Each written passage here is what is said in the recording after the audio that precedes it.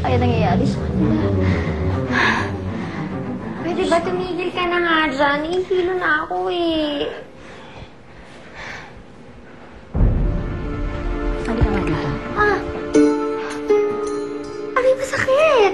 Prangkahan nga tayo. Anong nalalaman mo sa kidnapping? Ha?